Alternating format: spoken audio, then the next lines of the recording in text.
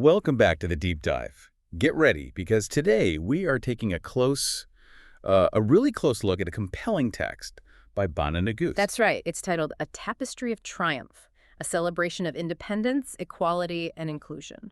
And think of this deep dive as, well, your shortcut to understanding the core message, the key insights woven all through this specific piece of writing. Yeah, our mission today is pretty focused. We're digging into what this text, Bana Negusse's text, tells us about Eritrea's perspective. Exactly. Its perspective on its hard-won independence, its diverse people, and its vision for the future. We're really trying to extract the most important nuggets, the knowledge and insight from this single source. To help you grasp its key themes quickly, but with the kind of detail that makes it really stick. And just to reiterate, our focus is entirely on the ideas and perspectives presented by Bana Negusse in this particular text. Right. We're putting it under the magnifying glass, really looking at its structure, its arguments, and the picture it paints. Okay, so where does she start? Well, Bana Negusse starts this text with a really powerful image, very evocative.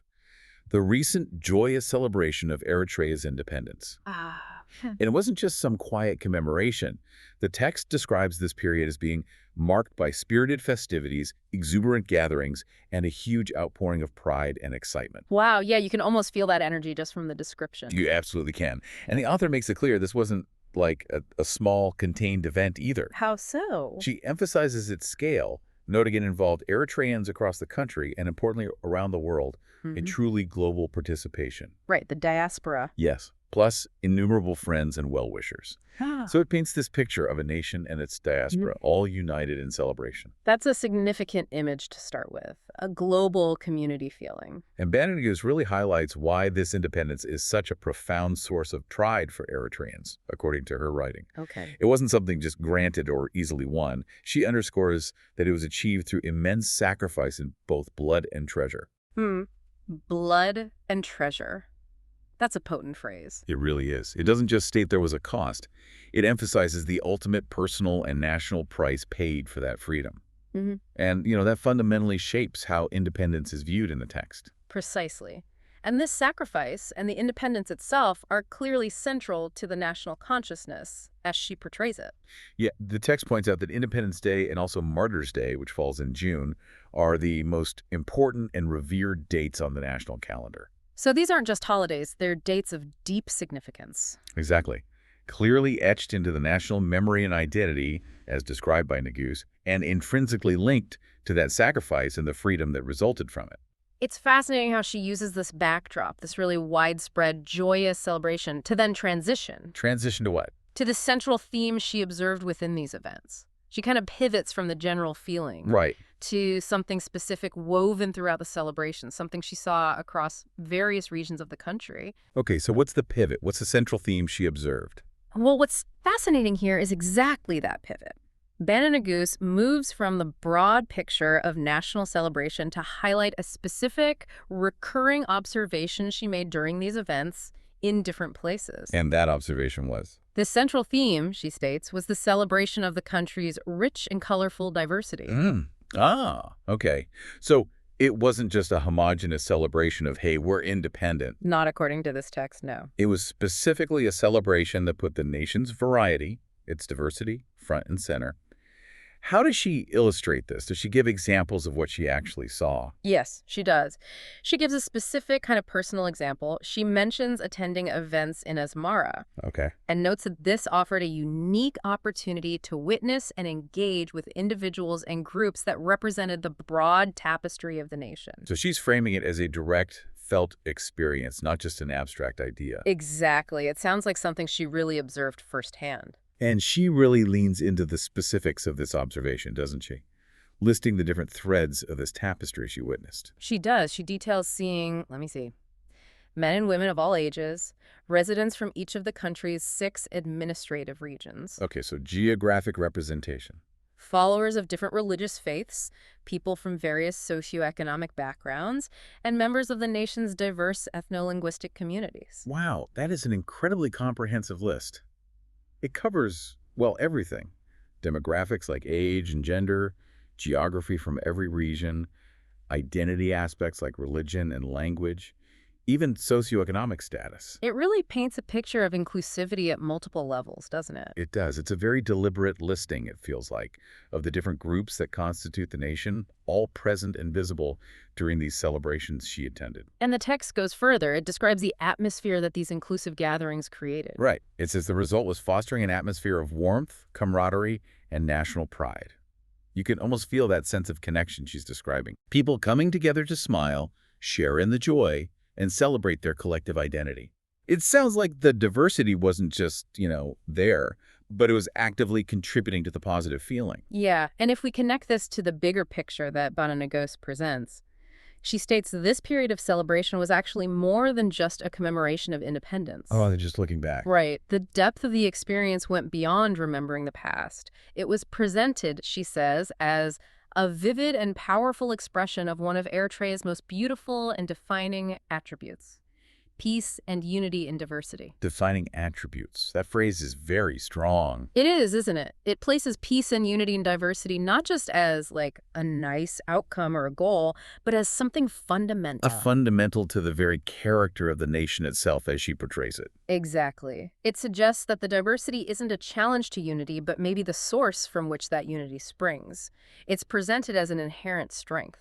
So what does it mean for diversity to be called a defining attribute? You're right, it implies it's not just incidental, it's core to what Eritrea is, according to Bana Negusse. And why link peace and unity directly to diversity in this context? The text seems to argue that embracing and celebrating this diversity is precisely how peace and unity are achieved and maintained.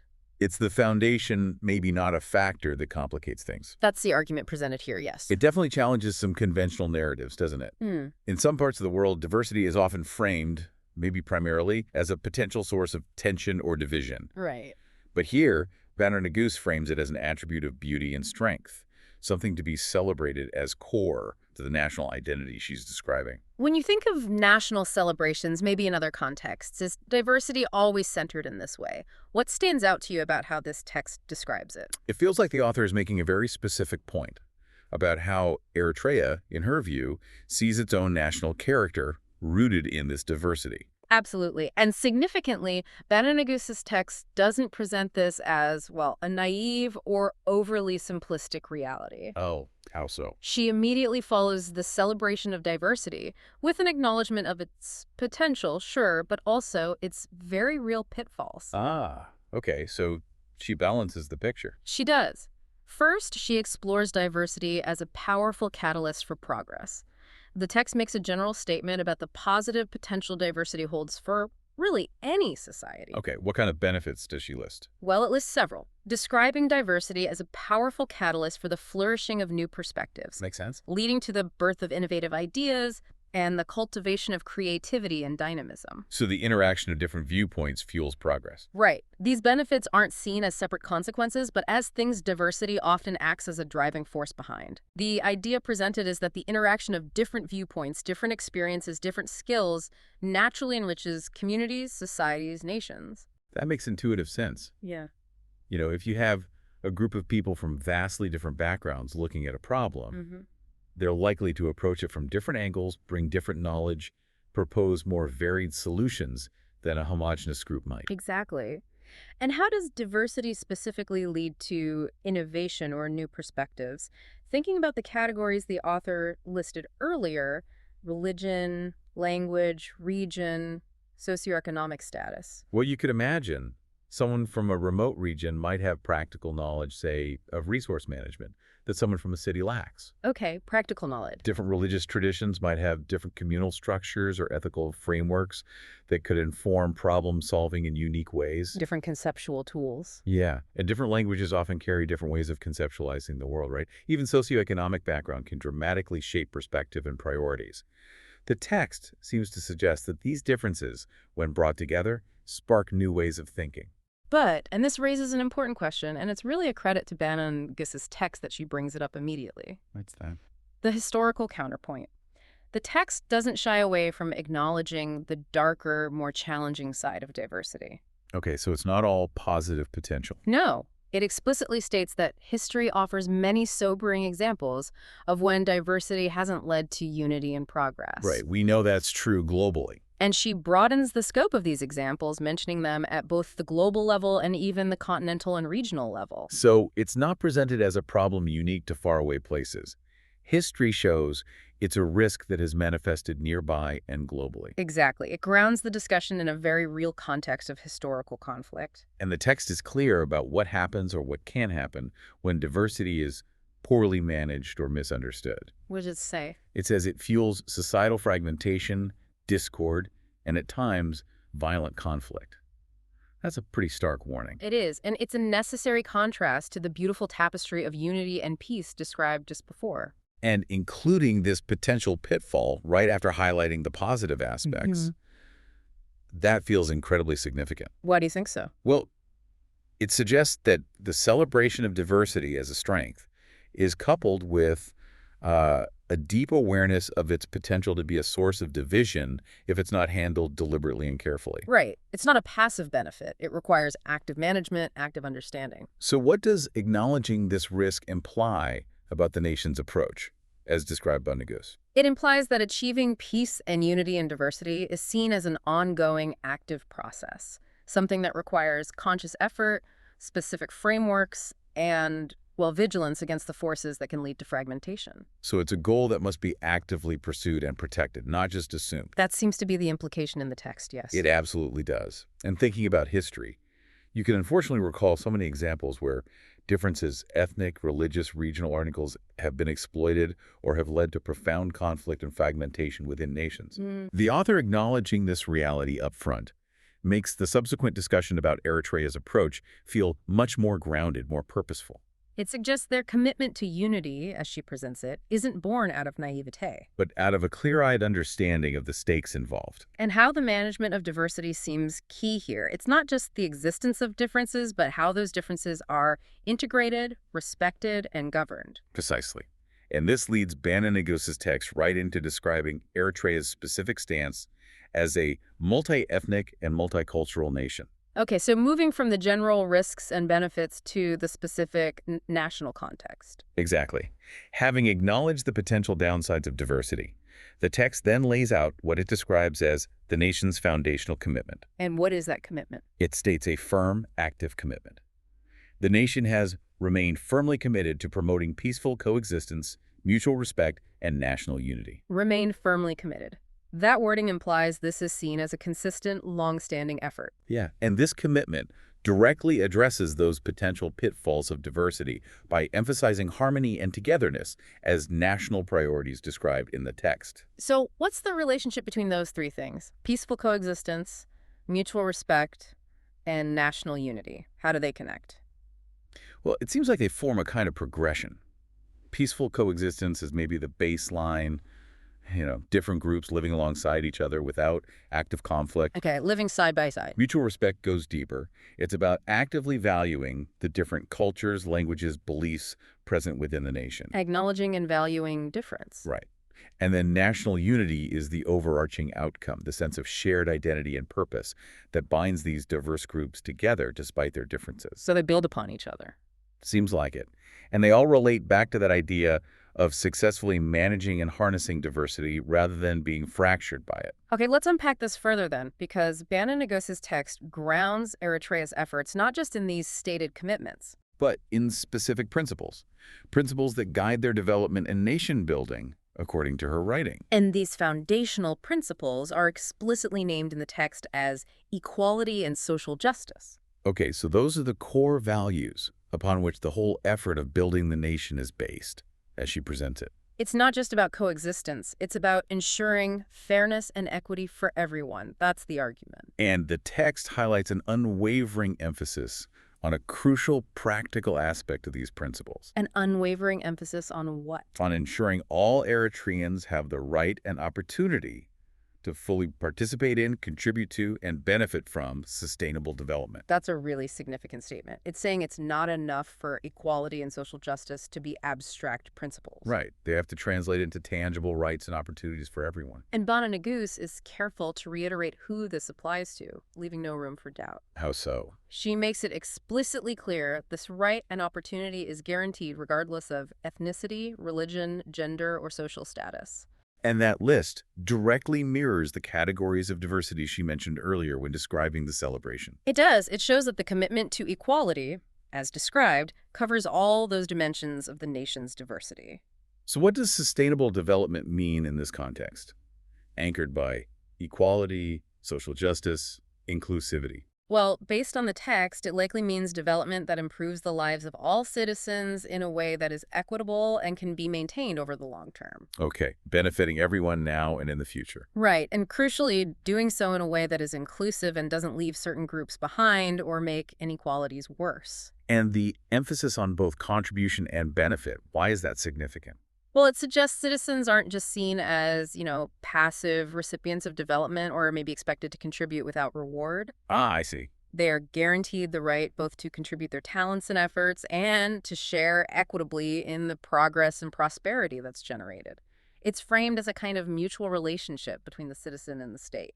And that phrase, unwavering emphasis, that's not weak language. No, it suggests this isn't just a temporary program or a fleeting focus in the text's view. It's presented as a core, persistent national priority, central to how the nation defines its own progress. It really makes you think about what equality and social justice mean in practice. Yeah. What does that phrase mean to you? And how would you even begin to measure if all citizens in a nation truly have the right and opportunity to participate and benefit, regardless of all those categories listed? It's a profound and complex challenge for any country, absolutely. And the text presents it as a central goal for Eritrea. It certainly does. Yeah. And the text then goes on to describe the primary mechanism through which these principles and commitments are put into practice. Which is? The nation's framework of laws, regulations, and policies. Okay, the legal and policy structure. Yes, but it notes that these laws and policies aren't just abstract rules floating in space. They are specifically anchored in deeply held sociocultural values. That's a fascinating point. Anchored in values. Yeah, it suggests the legal and policy framework isn't seen as arbitrary or imposed from outside, but flows from shared cultural norms and beliefs about how people should treat each other within that society. Interesting. And the outcome of this framework, anchored in values, what does the text say that creates?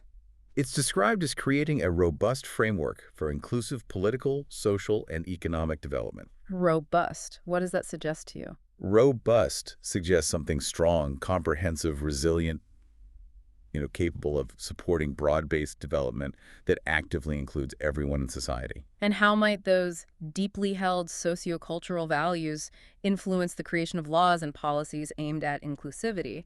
Can you speculate based on the text? Well, if a society, as portrayed here, values things like communal support, mutual responsibility, or respect for elders and different groups, Okay.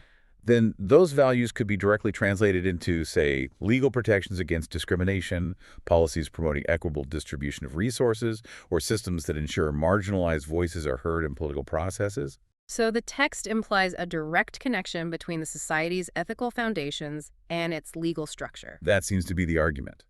And the text then gets even more specific about the legal framework, making a very strong statement about prohibiting discrimination. What does it say exactly? It states that national legislation expressly prohibits and penalizes discrimination, exclusion, or preference. Expressly prohibits and penalizes. Those words are crucial. Why? Because it means the laws aren't vague or just aspirational. They are presented as clear, direct, and carrying consequences for violations.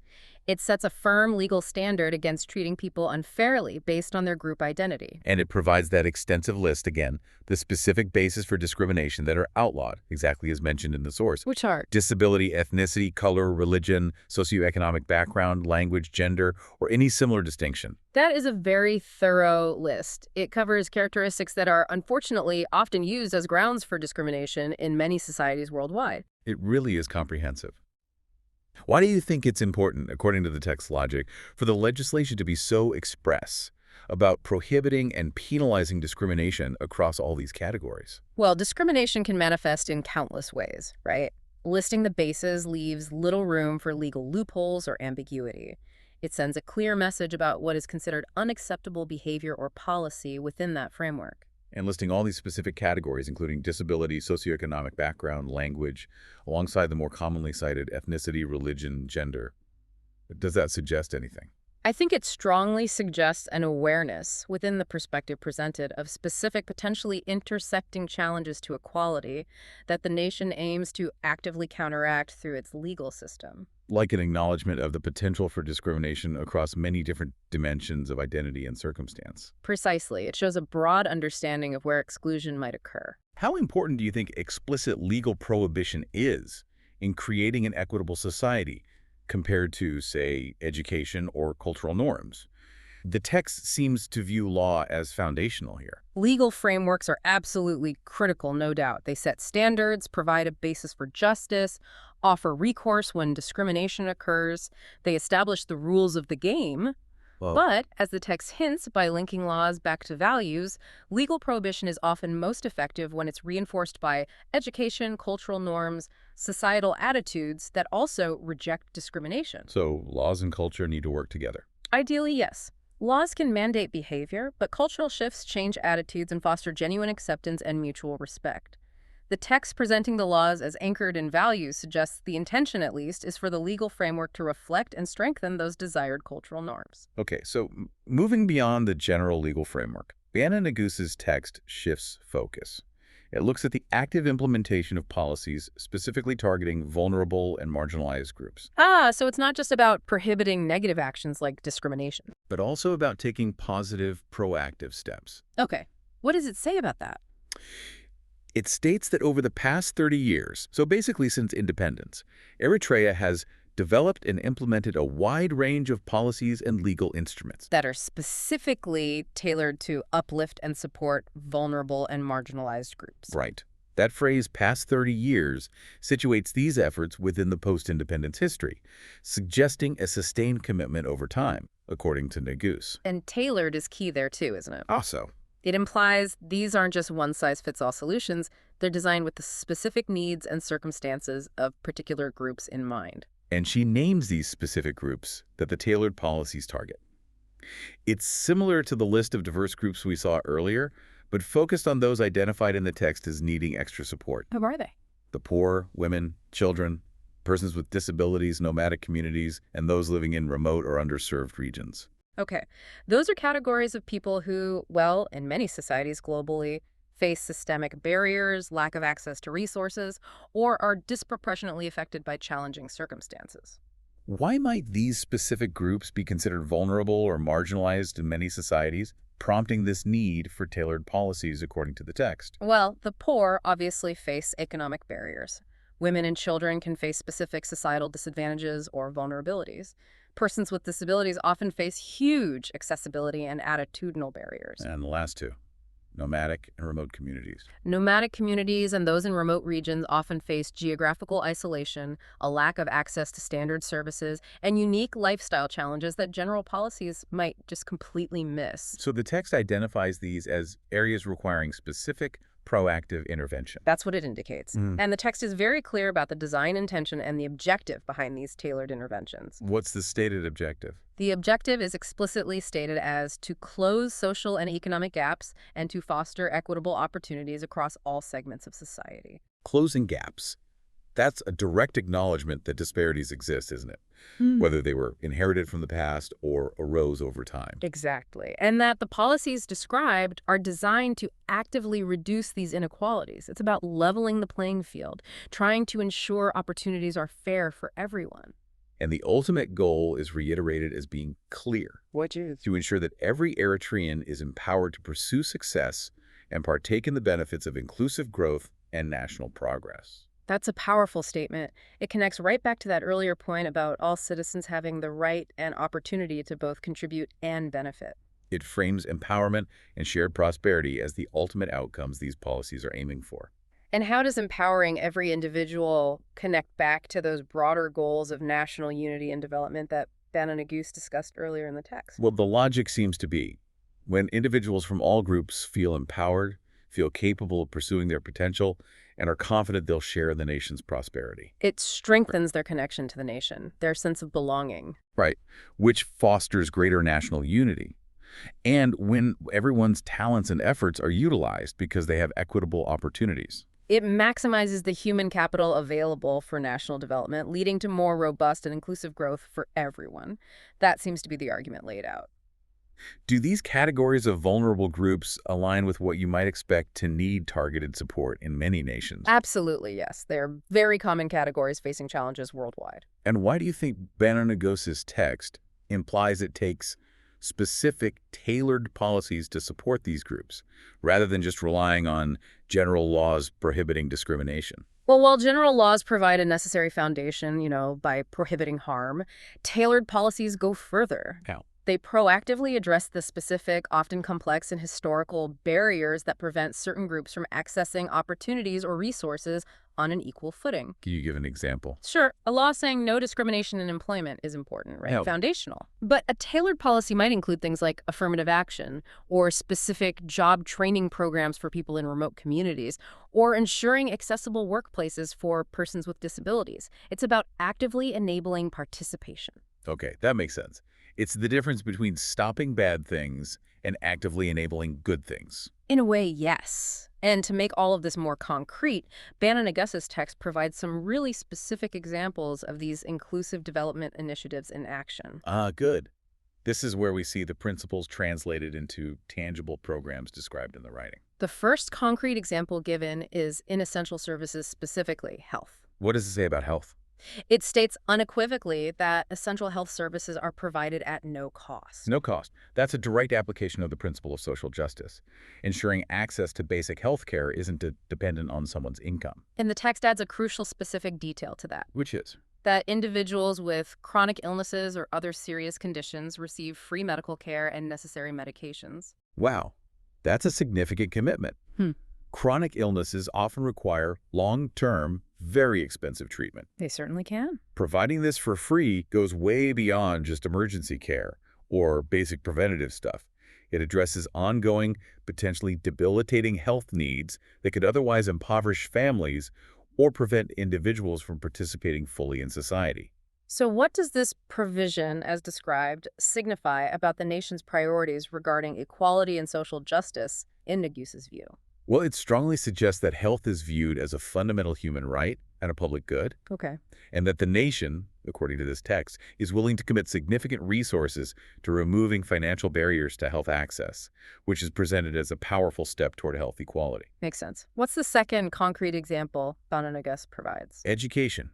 The text states the country's education policy guarantees free access to schooling from primary through tertiary levels. Primary through tertiary, so right up to university level. That's what the text says, free access. That's a monumental commitment for any nation, especially one described as having faced significant sacrifices to gain independence. Absolutely.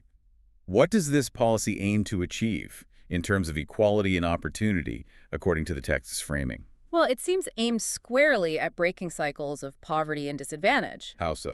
By ensuring that a person's ability to gain knowledge and skills, and therefore their future potential, their social mobility is not limited by their family's financial situation. So it's presented as foundational to equitable opportunity for the next generation, and really for the whole society's development. That seems right. And the text points out that these education commitments are bolstered by several complementary education initiatives. Right, initiatives designed to increase inclusivity and reach even further.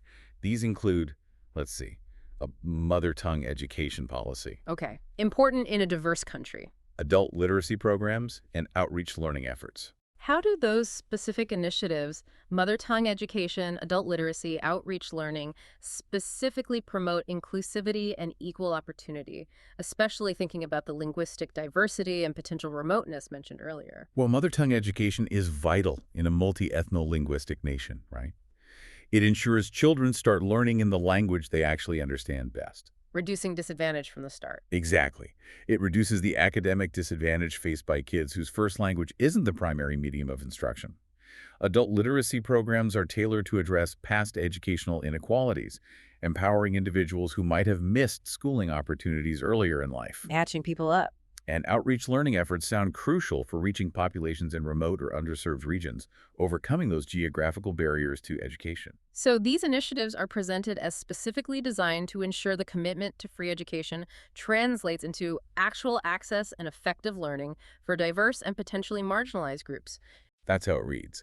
Now, here's where Bana Negusse's text gets really interesting, I think. It provides a highly specific, very detailed example related to rural life, Okay. demonstrating how these principles are applied on the ground in a major sector of the economy and society. Yes, it introduces the Minimum Integrated Household Agricultural Package, MIHAP, Yeah. as an additional cornerstone of inclusive development. It's presented as a key program really demonstrating this approach in practice. And the text highlights its particular relevance, stating it's especially important given the large proportion of the population that resides in rural areas and depends on agriculture and pastoralism for livelihood. So it shows the program is directly targeted at a significant and economically vital segment of the population. Exactly. Bana Negusse notes it was launched in 2007, which indicates it's a program with, well, over a decade and a half of implementation experience by now. Right, established for some time. And she states it has positively impacted thousands of rural households, and specifically includes the important detail that it has benefited many headed by women. Mentioning women-headed households again, that points to the program's focus on reaching potentially more vulnerable or resource-constrained households within those rural communities. Seems like it. Now, this is where the text provides remarkable detail. It doesn't just name the program. It lists exactly what this minimum integrated household agricultural package includes. Okay, let's hear it. What's in the package? It's a comprehensive bundle, really designed to kickstart or significantly improve a rural household's capacity. The description lists precisely: 1 improved dairy cow, or 12 goats, Okay, livestock. 0.25 chickens, 2 beehives, 20 trees, specifically a mix of fruit-bearing leguminous and firewood species, Trees, too. Interesting mix. a vegetable plot, cropland, and sustained technical support from Ministry of Agriculture experts. Wow. Okay, that's not just giving people one thing, is it? That's providing a mini diversified farm ecosystem plus the knowledge transfer. Exactly. You get productive livestock for milk or meat, or multiplication with goats, poultry for eggs and meat, pollinators with the beehives for honey and crop help, A mix of useful tree species for food, soil health, fuel. land for growing food, both vegetables and other crops, and crucially, that ongoing expert guidance to help it all succeed. It really is an integrated approach, just like the name suggests, addressing multiple needs simultaneously: food, income, resources. Yeah. And the aims of this comprehensive approach are clearly listed in the text. It promotes food security, increases household income, and strengthens community resilience. So it's designed to have layered positive effects, ensuring families can feed themselves, providing a surplus they can potentially sell for income, and making communities better able to withstand shocks like drought or market changes. This level of detail about MIHAP is really striking, and it feels very intentional in Bana Negusse's text. What does this specific package reveal about the practical application of the nation's commitment to inclusive development in rural areas as she presents it? Well, it demonstrates a clear focus on providing tangible, productive assets directly to households. It's designed not just for basic survival, but for generating surplus and building sustainable livelihoods over time. And it's tailored precisely to the context of agriculture and pastoralism. Right. Why might including things like improved livestock, beehives, and that technical support be more effective, according to this model, than just providing something simpler, like maybe just seeds or basic tools? Well, seeds and tools are just inputs, right? Improved livestock provide ongoing products, milk, eggs, and potential offspring for growth. Beehives contribute to pollination across the farm and provide honey, which is a valuable product. And the trees. That mix of trees addresses diverse needs: nutrition from fruit, soil health from leguminous types, and energy or building materials from firewood species. It's thinking long-term. And the sustained technical support. You could argue that's the most critical component described. It provides the knowledge and skills needed to actually manage these assets effectively, to troubleshoot problems and ensure long-term success. It turns the inputs into sustainable productivity. And mentioning women-headed households benefiting that isn't just a throwaway line, is it? No, it highlights that the program, as described, is designed to reach and uplift households that might face particular challenges or have historically had less access to such resources. It connects back to that tailored to uplift vulnerable groups commitment mentioned earlier in the text. Have you heard of similar integrated rural development packages elsewhere that are described with this level of detail and scope in development literature? What aspect of MIHAP, as described by Negusse, stands out to you as particularly interesting or potentially effective? For me, it's that combination of diverse biological assets, the cow, goats, chickens, bees, trees, with the crucial element of sustained technical support. That seems like a potentially powerful approach to fostering self-sufficiency and resilience, at least based on this description. Hmm. It's certainly a detailed picture of policy in action. So, stepping back now, this deep dive into Bana Negusse's text, A Tapestry of Triumph, has really given us a clear picture of the perspective she presents on Eritrea's nation-building journey since independence. It really brings together the main points she makes. This core identity rooted in diversity, the enduring dedication she describes to social justice and equality as foundational principles. And that dedication, according to the text, leads to tangible positive outcomes.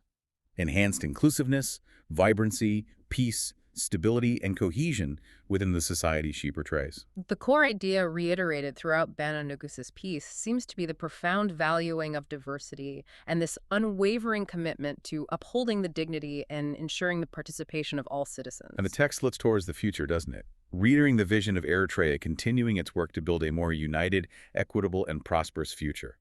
It's presented very much as an ongoing process built on these foundations. And this spirit, Bana Negusse calls it, of unity and diversity, of resilience grounded in equality, is what the author saw vividly displayed, she says, during those recent Independence Day celebrations. Right. The text presents those celebrations not just as looking back at history, but as offering a glimpse into the kind of future the nation continues to strive for. It's framed as a living demonstration of the national aspirations described in the text. So what does this all mean when we look at the picture painted by Bana Negusse in this specific text? It presents a clear and very detailed perspective of a nation actively working towards unity, equality, and inclusion. Explicitly based on foundational principles and implemented through specific legal frameworks, tailored policies, and these concrete programs like MIHAP. And we saw how diversity is celebrated as a defining attribute, but crucially, also how the text acknowledges that very real historical risk of fragmentation if diversity isn't managed well. That self-awareness seems key to the approach described by Negusse. It's not presented as a simple path. Okay, so here's a final thought to leave you with. Given that acknowledged risk of fragmentation and the detailed efforts described in Bana Negusse's text, the explicit legal framework prohibiting discrimination, the tailored support for specific vulnerable groups, the concrete, multifaceted programs like MIHAP, designed to empower rural households, what ongoing efforts or perhaps inherent challenges might a nation committed to achieving and maintaining peace and unity and diversity continuously face in practice as it strives toward the future described in this piece? That's a great question to ponder. What are your own thoughts on the practical day-to-day complexities of building and maintaining such a deeply integrated and equitable society, as illustrated by the principles and programs laid out in Bana Negusse's text? Something to think about.